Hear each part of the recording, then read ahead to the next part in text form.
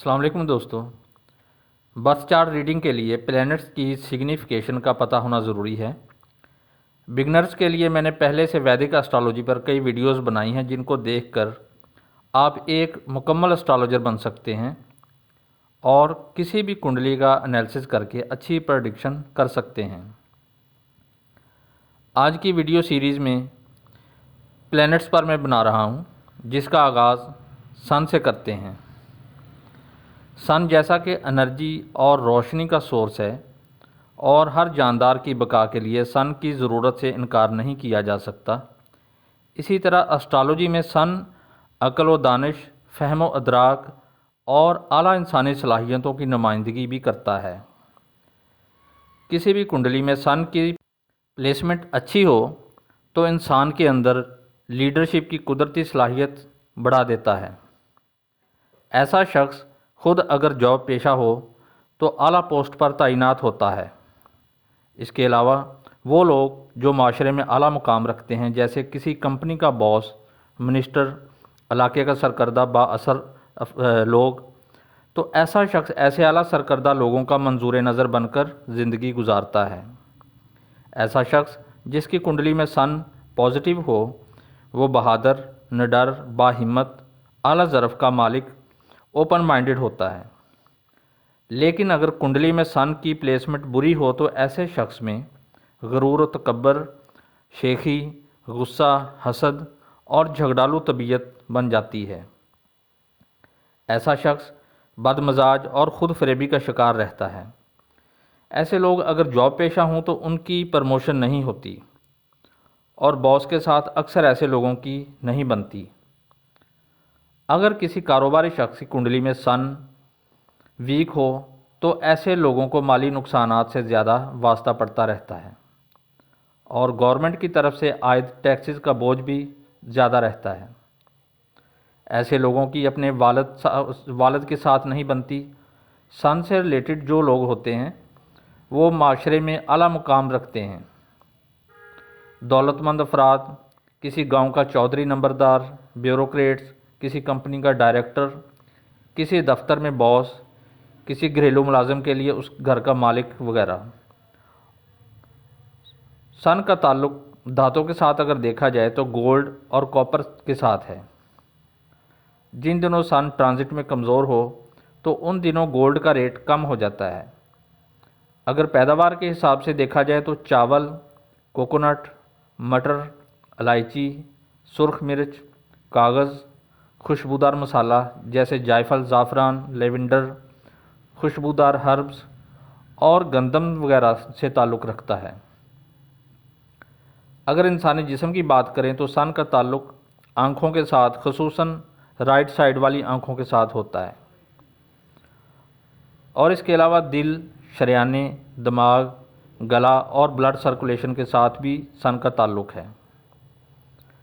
अगर कुंडली में सन कमज़ोर है तो ऐसी सूरत में अक्सर लोगों को हार्ट अटैक का सामना करना पड़ सकता है और इसके अलावा हार्ट की सर्जरी भी करवानी पड़ सकती है। अगर आम बीमारियों की बात करें तो ब्लड प्रेशर, बुखार, दिमागी बीमारियां, आँखों की कमज़ोरी, नाक और गले से मुतल्लिक बीमारियां पैदा हो सकती हैं। अगर सन किसी वाटरी साइन जैसे कैंसर, स्कॉर्पियो वगैरह में राहु या केतु वगैरह के साथ प्लेस्ड हो तो डायरिया और टीबी जैसी बीमारियां भी पैदा हो सकती हैं।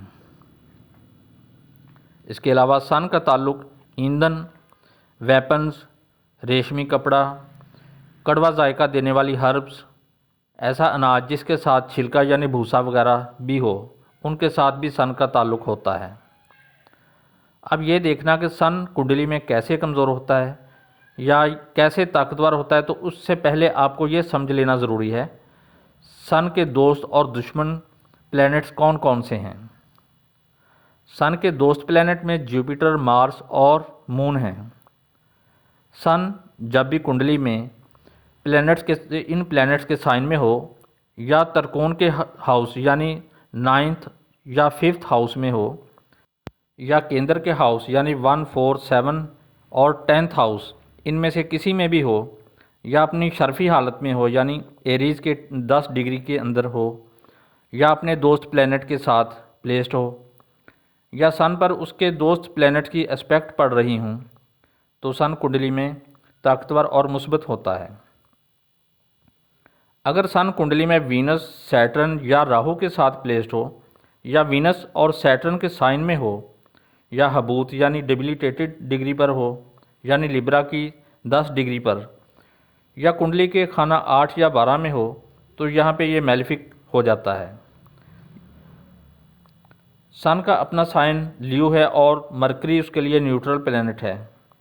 सन और मून ऐसे दो प्लैनेट हैं जो कभी रेट्रोग्रेड यानी उल्टे नहीं चलते, और सन के पास कोई भी प्लैनेट उसकी 5 डिग्री के अंदर आ जाए, यानी सन से कम से कम 5 डिग्री की दूरी पर कोई भी प्लैनेट जब आ जाता है तो उसकी अपनी एनर्जी कम हो जाती है, यानी वो प्लैनेट सन की हरारत से जलने लगता है और अपनी खसूसियात खो बैठता है। इस हालत को एस्ट्रोलॉजी में कंबस्शन कहते हैं। इस रूल के तहत बेशक सन का दोस्त प्लैनेट मार्स भी हो तो उसकी भी ताकत ख़त्म हो जाएगी। सन एक साइन पर गुजरते हुए यानी एक राशि पर चलते चलते 1 महीना लगा देता है, यानी 30 से 31 दिन लगा देता है। जिन लोगों की कुंडली में सन किसी भी तरह कमज़ोर हो तो ऐसे लोगों की नज़र कम उम्री में ही कमज़ोर हो जाती है। सन एक मेल प्लैनेट है और सन का कलर ऑरेंज और सुर्ख है। सन का ताल्लुक़ दिनों के हिसाब से देखें तो संडे का दिन सन से ताल्लुक़ रखता है।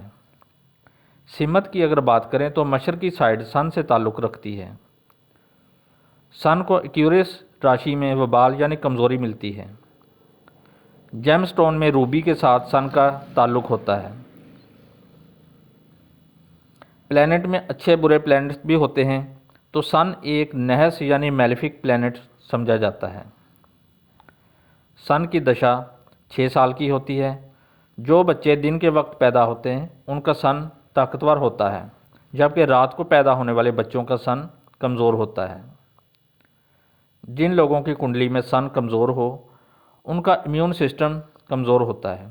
ऐसे लोग मौसमी तब्दीलियों से जल्द मुतासर होते हैं। कमज़ोर सन के हामिल अफराद को मौसम गर्मी की शिद्दत नुकसान ज़्यादा देती है।